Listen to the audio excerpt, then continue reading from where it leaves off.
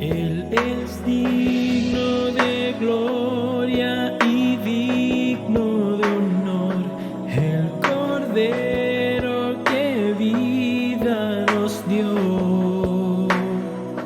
Él es digno de gloria y digno de honor, santo es el Señor. Él es digno de gloria y digno de honor, el Cordero que vida nos dio.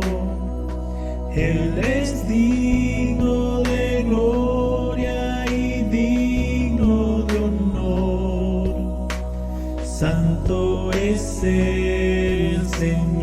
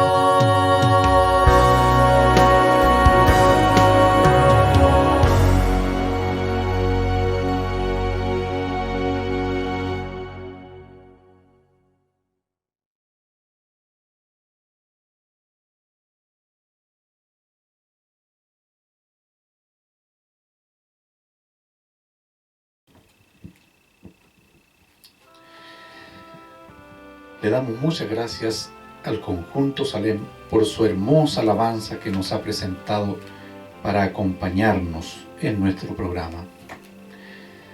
Siempre es bueno iniciar con música. La música es el complemento para cualquier intervención espiritual y en donde se exponga la palabra de Dios.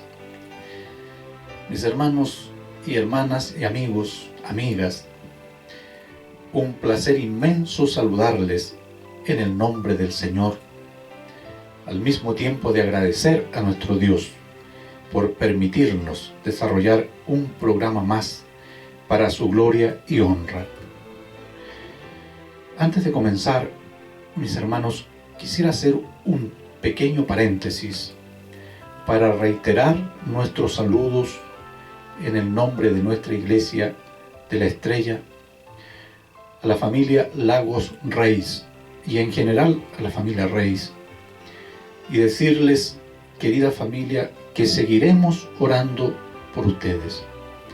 Son nuestros hermanos en la fe, los queremos mucho, que la esperanza y la paz no decaiga.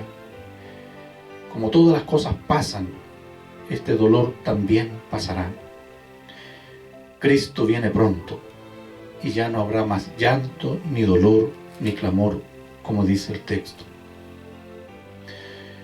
Un grande abrazo, querida familia, y Dios les siga bendiciendo. Muy bien, ahora sí, bienvenidos a sección 2, como hemos llamado este programa. El título de la lección de esta semana es Compartir la historia de Jesús. Ese es el título que tiene la lección. Compartir la historia de Jesús no solamente es contar su historia, sobre todo a quienes ya la conocen. Compartir la historia de Jesús es mucho más que decir quién es Jesús y lo que hizo mientras estuvo en esta tierra. Compartir la historia de Jesús es decir a los demás lo que Jesús ha hecho en mi vida, o sea, nuestro testimonio, esa razón de mi vida, esa motivación diaria, esa emoción y sensación de felicidad, esa sensación de seguridad, de paz, esa que me sostiene día a día. Así se escribe la historia de Jesús para contar el motivo de mi existencia. Esa es la historia de mi Jesús que yo quiero compartir contigo en esta oportunidad. Entonces, en la primera parte de nuestro programa vamos a definir brevemente la acción de testificar. Vamos a reflexionar desarrollando una pequeña idea para entender qué es un testigo y después traer el resultado de esas ideas a nuestra vida espiritual y personal y hacer comparaciones con el propósito de cada uno, qué puede hacer con esas propias evaluaciones sobre su situación respecto a este tema tan interesante que tenemos el privilegio de estar estudiando durante esta semana. Y en la segunda parte, mis hermanos, vamos a hablar sobre cómo Pablo explica la gracia de Dios impartida por Dios a nosotros, los seres humanos, basado allí en Efesios en el capítulo 2. Y sacaremos algunas conclusiones finales. Muy bien. Vamos entonces a la primera parte. Dijimos que compartir la historia de Jesús no es otra cosa que testificar. Vamos a centrarnos en esa idea. Y también dijimos ya que testificar podría significar contar a través de mi propia experiencia lo que Jesús ha hecho en mi vida. Ese es el contexto de la conversación que vamos a sostener en esta oportunidad. Démosle un poquito de significado a estas ideas y partamos definiendo qué es un testigo. Yo tengo aquí una definición que quisiera compartir con ustedes sobre cómo define el diccionario la palabra testigo. Y dice así, respecto del testigo: persona que ha presenciado un hecho determinado o sabe alguna cosa y declara en un juicio dando testimonio de ello. Esa es la primera parte de la definición. Sigue diciendo, en su acepción más amplia, testigo es aquella persona que es capaz de dar fe de un acontecimiento por tener conocimiento del mismo. A mí me interesó mucho esta definición que acabamos de leer, porque podemos aplicar perfectamente a la idea de testificar que vamos a desarrollar en esta oportunidad. Entonces, el diccionario lo define así: persona que ha presenciado un hecho determinado. Dicho de otra manera, el que no ha presenciado un hecho no podría ser testigo entonces. O si se atreve a ser testigo sin haber presenciado, estaríamos hablando de un falso testigo. De ahí seguramente viene la expresión falso testimonio, que también hemos oído muchas veces. El falso testimonio ganó muchos juicios en las sociedades del mundo, y por haberse hecho tan conocido por su mala fama, ya no es válido ni usado como medio de prueba actualmente en ningún juicio. Muy bien, entonces nosotros, en esta idea de compartir la historia de Jesús a través de nuestro testimonio personal, deberíamos haber presenciado algo que Jesús haya hecho en nuestras vidas. Dijimos, tomando las ideas de esta definición para poder aplicarlas en el análisis que estamos haciendo. Nosotros deberíamos haber apreciado algo que Jesús ha hecho en nuestras vidas. Si no hemos presenciado nada o no hemos visto nada que Jesús haya hecho en nuestras vidas, malamente podríamos estar diciendo de contar la historia de Jesús a través de nuestro testimonio personal. Vamos poniendo atención al desarrollo de estas ideas. Y si fingimos que Jesús ha hecho algo en nuestras vidas, estaríamos dando un falso testimonio. Es así de simple, mis queridos. Más adelante vamos a retomar esta idea del falso testimonio cuando hablemos de manera breve sobre algunos mitos del cristianismo que yo quisiera tocar en este análisis también. La lección no lo menciona, pero siempre ustedes saben que en este programa le damos un valor agregado a la lección, sin descontextualizar, por supuesto. Y la otra parte de la definición, me estoy refiriendo a lo que leímos, decía que testigo es una persona que puede dar fe de un acontecimiento por tener conocimiento de ello. O sea, el testigo está convencido de lo que afirma o declara.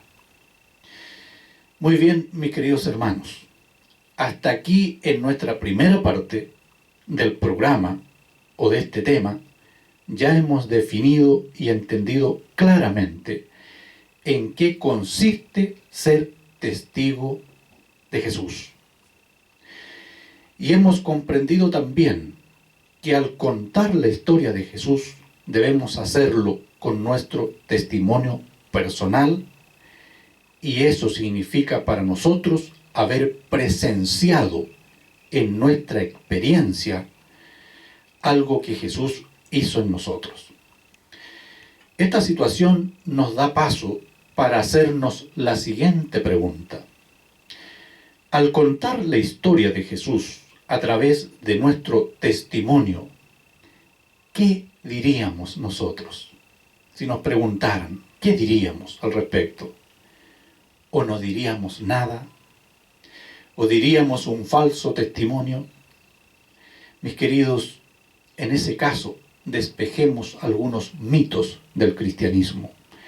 Y para eso deberíamos saber responder a la pregunta: ¿qué significa para ti cristianismo? ¿O qué significa para ti ser cristiano? Quizá esté hablando a algún hermano que cree que cristianismo es estudiar la Biblia todos los días. Estaré hablando a un hermano que cree que cristianismo es compartir el Evangelio a través de un estudio bíblico con otra persona. Estaré hablando a un hermano que cree que teniendo un cargo dentro de la iglesia es suficiente prueba de ser un buen cristiano. Estaré hablando a alguien que cree que por el hecho de haberse bautizado ya no hay más para hacer y estamos salvos. Mis queridos, todas las situaciones que te nombré son elementos del cristianismo. Y no vamos a decir que eso está mal, pero no son la esencia del cristianismo, y en ese caso no nos sirven demasiado. Pon mucha atención a lo que te voy a continuar preguntando, mi hermano, mi hermana. ¿Podrá conmover un corazón el hacerle saber a una persona que soy un buen dirigente de iglesia? ¿Podrá acercar a Jesús a una persona si yo le cuento que hace muchos años que soy bautizado y he permanecido en la iglesia todos estos años? ¿Tendrá deseos una persona seguir a Jesús si yo le cuento que estudio todos los días la Biblia? ¿Querrá formar parte de la iglesia de Dios una persona si yo le cuento que gano muchas almas al año? Los que no han presenciado algo que Jesús ha hecho en sus vidas, mis queridos hermanos, nunca transformarán el mundo. Nunca transformarán vidas. A esto es lo que quiero llegar cuando digo de desarrollar e identificar algunos mitos del cristianismo. Mis hermanos, cuando Cristo mora en nuestro corazón por medio del ministerio del Espíritu Santo, nuestra vida es transformada. De este contexto de una vida cambiada fluye esa testificación auténtica y de manera natural. Si tu vida no ha sido transformada, mi hermano, mi hermana, por la obra del Espíritu Santo, no has presenciado nada demasiado importante. Por lo tanto, también no habrá mucho para contar. No habrá mucho para compartir. Testificar es una tarea pesada si se toma meramente como un deber y una obligación religiosa. Esta es la hora de ir evaluando nuestra situación. Pero es deliciosa, por otro lado, si procede de un corazón que rebosa de amor por Cristo, el Redentor. Cuando alguien está enamorado, le agrada hablar acerca de quien ama. Esto es cierto del amor humano y sin duda es verdad del amor divino. Cuando el amor de Cristo es atesorado en el corazón, al igual que un olor fragante, no puede ocultarse. Figurativamente, el cristiano debe oler al amor de Dios. Su santa influencia será percibida por todos aquellos con quienes se relaciona. El Espíritu de Cristo en el corazón es semejante a un manantial en un desierto, el cual fluye para refrescar todo y despertar en los que ya están por perecer esas ansias de beber del agua de la vida. El amor de Jesús se manifestará en un deseo de trabajar como Él trabajó para bendición y elevación de la humanidad mientras estuvo en esta tierra. El amor nos impulsará a amar, a ser tiernos y a tener simpatía para todas las criaturas que gozan del cuidado de nuestro Padre Celestial. No olvides una cosa: Jesús vino por todos. Jesús ama con su corazón a todos. Todos somos herederos del amor de Dios. Muy bien, así llegamos a la segunda parte de nuestro estudio.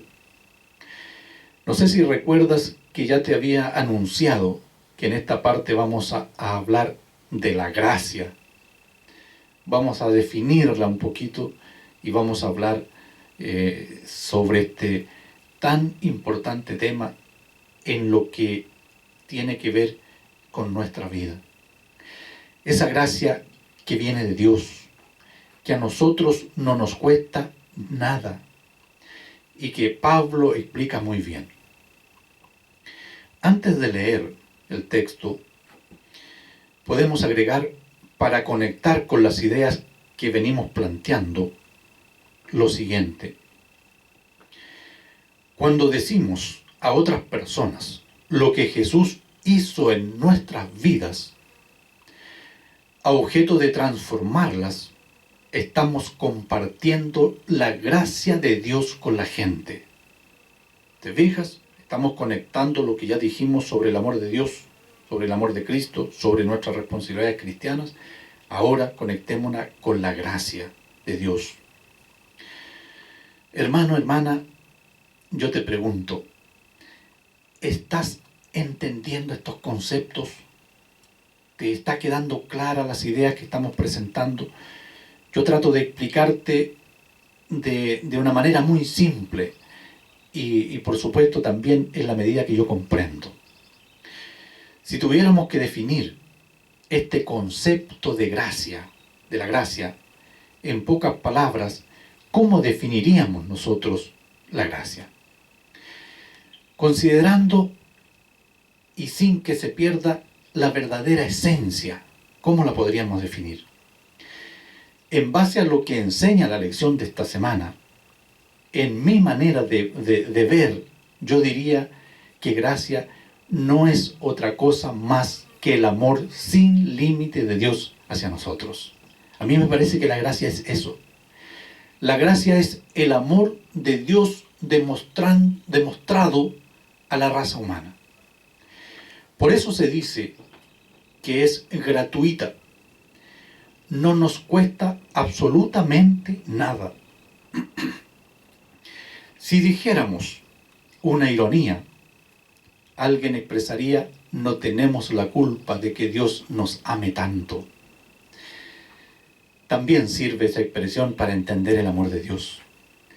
Pero todavía hay más. Ese amor o gracia es el que nos soluciona a nosotros el problema del pecado y nos deja como candidatos a la salvación. El amor de Dios hacia nosotros, mis hermanos, es todo. Bueno, analicemos un poquito lo que dice Pablo en Efesios 2. Vamos a, para eso, abrir allí nuestra Biblia. En el libro de Efesios dijimos. Ese va a ser uno de los aspectos que por supuesto la lección plantea y nosotros lo vamos a utilizar. Lo que aparece allí en Efesios, en el capítulo 2, del versículo 1 en adelante, vamos a leer por lo menos hasta el 5 vamos a leer. Lo que aparece allí en estos versículos es más o menos lo que estamos comentando y lo que continuaremos complementando hacia adelante después de la lectura. Dice el capítulo 2 de Efesios en el versículo 1 en adelante: y Él os dio vida a vosotros cuando estabais muertos en vuestros delitos y pecados, en los cuales anduvisteis en otro tiempo, siguiendo la corriente de este mundo, conforme al príncipe de la potestad del aire, el espíritu que ahora opera en los hijos de desobediencia. El versículo 3: entre los cuales también todos nosotros vivimos en otro tiempo en los deseos de nuestra carne, haciendo la voluntad de la carne y de los pensamientos, y éramos por naturaleza hijos de ira, lo mismo que los demás. Versículo 4. Pero Dios, que es rico en misericordia, por su gran amor con que nos amó, aun estando nosotros muertos en pecados, nos dio vida juntamente con Cristo. Por gracia sois salvos, dice entre paréntesis la lectura allí, para reafirmar nuevamente, mis hermanos, nuestra situación y nuestra condición. Bueno, analicemos un poquito lo que dice Pablo en Efesios 2 sobre la situación en que los seres humanos se encuentran frente a la gracia de Dios. O cómo reciben o desprecian el amor sin límites de Dios hacia nosotros, porque lo podemos recibir y lo podemos despreciar. En Efesios, en el capítulo 2, el apóstol Pablo describe el cambio que ocurre cuando una persona acepta a Cristo. Aquí tenemos dos situaciones: sin Cristo y con Cristo. Pablo describe el cambio que ocurre cuando una persona acepta a Cristo. Y Pablo declara: anduvisteis, como dice el texto, en otro tiempo, siguiendo la corriente de este mundo. Esta expresión, mis queridos, en otro tiempo, a eso me estoy refiriendo, no necesariamente se debe interpretar como un espacio temporal. No está referido a una cantidad de años que pasaron por nuestra vida. No es al tiempo pasado de la acción del verbo. Pablo no se está refiriendo precisamente a eso, sino más bien a una situación espiritual. En otro tiempo, cuando andábamos sin Cristo, otro tiempo es nuestra vida pecaminosa. A eso es que se refiere Pablo cuando dice en otro tiempo. Se refiere a nuestra vida pecaminosa, esa vida como estado, esa vida como condición que nosotros traemos al nacer. Somos de naturaleza pecaminosa. A ese tiempo, o a eso se refiere Pablo, quiero decir, cuando dice en otro tiempo. Nacemos pecadores, ya dijimos. Lejos de Jesús vamos a continuar en nuestra triste realidad pecaminosa. O sea, en nuestro estado, en nuestra condición. Vivimos en otro tiempo, en los deseos de la carne, haciendo la voluntad de la carne y de los pensamientos, dice el texto, y éramos por naturaleza hijos de ira. La expresión hijos de ira, mis hermanos, significa que somos pecadores por naturaleza. Estoy reforzando las ideas de los comentarios que hemos hecho. Somos pecadores por naturaleza y dignos no solo de la ira y el juicio de Dios. Eso significa hijos de ira. Nosotros, en nuestra condición de pecado, a lo único que nos exponemos si no volvemos a Cristo es a la ira y al juicio de Dios. El profeta Jeremías tiene una expresión muy bonita allí cuando dice que engañoso es el corazón más que todas las cosas y perverso, dice Jeremías. Isaías añade aún nuestra justicia, dice allí en el texto 64, en el 6 del 64, que nuestra justicia es como trapo de inmundicia, dice el texto allí. La razón de que nuestras justicias son descritas como trapos sucios es que proceden de un corazón manchado del pecado. Sin Cristo estamos desesperadamente perdidos, hermanos, y somos esclavos de nuestra naturaleza pecaminosa. Qué triste condición la del ser humano sin Dios. Pablo sigue su análisis del plan de salvación y de la gracia para con nosotros, declarando que Dios es rico en misericordia. Y aquí empiezan las buenas noticias para nosotros.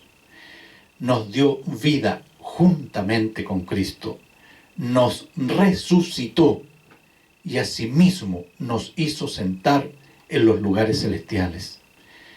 Efesios, en el capítulo 2, los versículos 4 al 6, están esas expresiones. Él nos salvó por su gracia y no por causa de nuestras buenas obras. Mis queridos, aquí entramos o estamos tocando el tema desde el punto de vista bíblico y comparémoslo cuando hablamos recién de los mitos del cristianismo. No sé si recuerdas. Mis queridos, no perdamos de vista nunca esta realidad.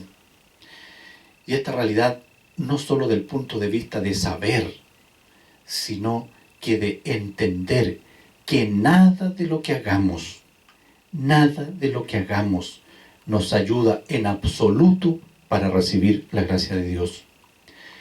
Dios puso ese recurso a nosotros motivado solamente por su amor.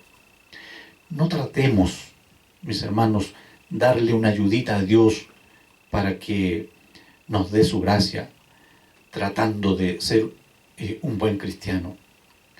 Te voy a contar una pequeña historia, muy cortita.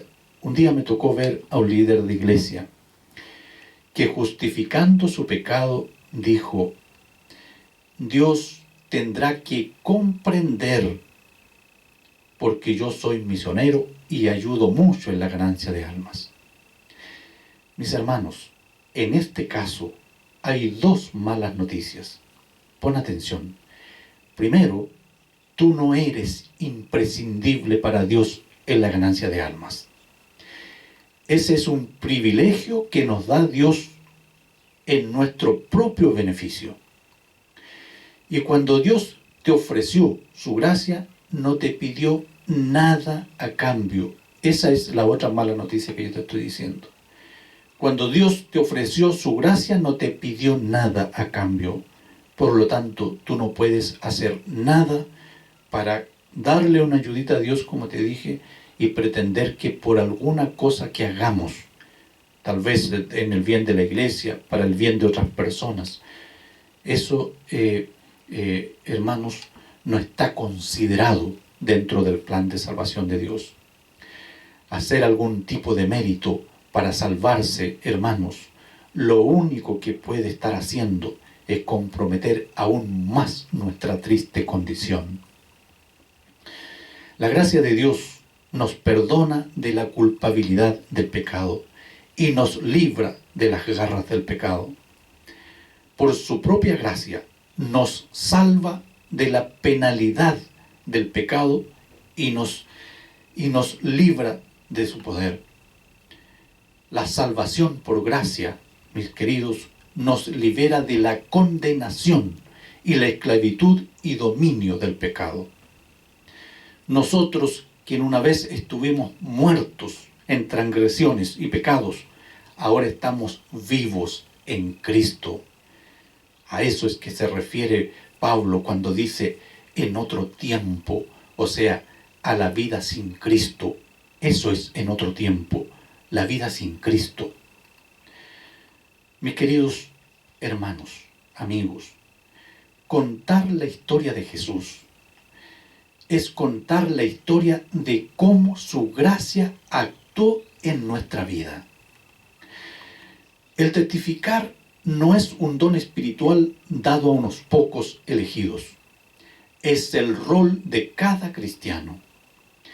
Compartir a Jesús es sencillamente contar lo que Cristo ha hecho por ti. Entusiasma, mi hermano, hablar de la paz y el propósito que han llegado a tu vida por medio de Jesucristo. ahí sí hay algo que contar, y ahí sí hay algo que expresar, y hay algo que alguien puede ver y puede notar en ti. Por eso es que tiene mucho más sentido cuando, por ejemplo, me toca hablar en un día cualquiera de esos en que te encuentras con personas tristes, de esas que abundan hoy en día, y en lugar de darle la típica invitación, busca a Dios, acércate a Dios, mi hermano, con esas expresiones no le estás solucionando ningún problema a otra persona. Pero si le dices, desde que conocí a Jesús, mi manera de enfrentar los problemas de esta vida ha sido tan distinto, porque yo le entrego mis problemas a Jesús, mi vida descansa en Él, me siento tan protegido, me siento con tanta paz, tanta tranquilidad, porque sé que mi Jesús está conmigo. Sé que Jesús camina a mi lado. Por eso nunca me cansaré de decir que Jesús cambió mi vida. No solo porque cambié hasta mi comportamiento, sino porque ahora veo la vida diferente. En mi Jesús acaba la tristeza, acaba la preocupación y los afanes de esta vida. Mi querido hermano, mi querida hermana, así se cuenta la historia de Jesús, en el testimonio personal. Ahí sí que tú puedes hacer eco e impacto en el corazón de una persona cuando tú le dices lo que Cristo ha hecho en tu vida. Ahí sí, eso es testificar. Eso es presenciar la obra de Cristo en nuestras vidas. Ahora podemos decir que somos testigos presenciales, porque Jesús es el que le da sentido a nuestra vida. Mis queridos hermanos, hermanas, estamos llegando al final de nuestro programa. Déjame decirte algo. Podemos ser testigos efectivos para Cristo, porque la seguridad de la salvación es nuestra en Él, es nuestra en Jesús. Podemos compartir a Cristo con otros porque Él es nuestro amigo, es nuestro Salvador y nuestro Señor. Podemos contar a otros acerca de vivir una vida llena de gozo en Cristo, porque sabemos que el don de la vida eterna es nuestro. Si vivimos con ansiedad, mi hermano, mi hermana, e incertidumbre acerca de nuestra seguridad de la vida eterna, nuestro mensaje a otros será debilitado por nuestra incertidumbre. Aquí hay algo que debe hacernos reflexionar muy profundamente, mi hermano, mi hermana, con la situación que te acabo de plantear. Si tienes alguna duda acerca de la seguridad de la salvación hoy, mi hermano, permite que el Espíritu Santo te conduzca a un arrepentimiento sincero, a la convicción de pecado y a la confesión. Reclama las promesas de Jesús de perdón y aceptación. Camina hacia el futuro con la certeza de que eres de Cristo y Él es tuyo. Por medio de Él, tu testificación dejará impacto poderoso sobre el mundo que te rodea. Mi hermano, mi hermana, ora pidiendo oportunidades de contar a quienes te rodean acerca del gozo que tienes al seguir a Jesús. Cuéntales cómo te aferraste a sus promesas y por la fe y encontraste que son verdaderas.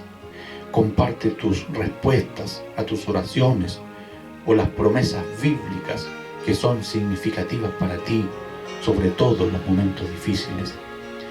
Mi hermano, mi hermana, te sorprenderá cuán bien reaccionan las personas a tu fe genuina.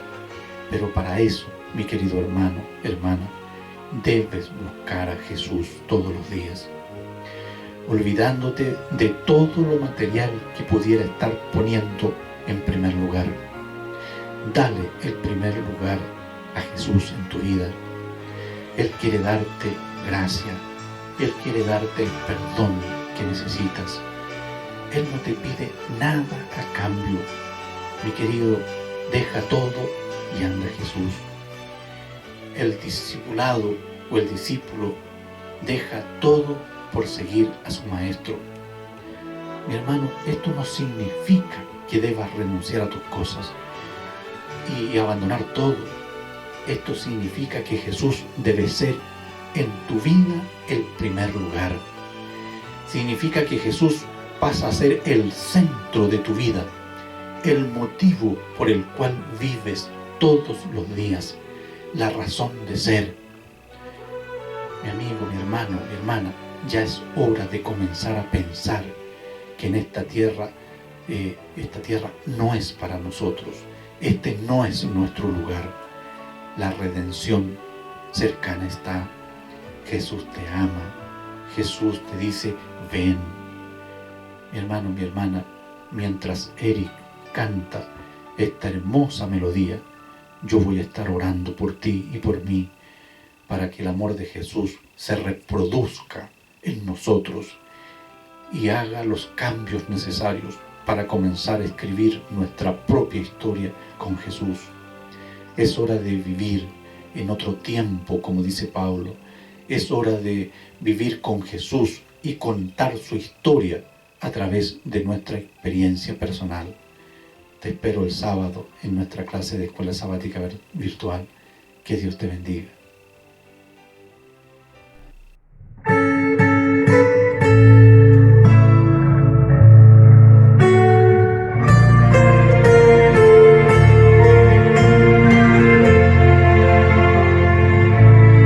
Amor de Dios, tu inmensidad, el hombre no podrá contar ni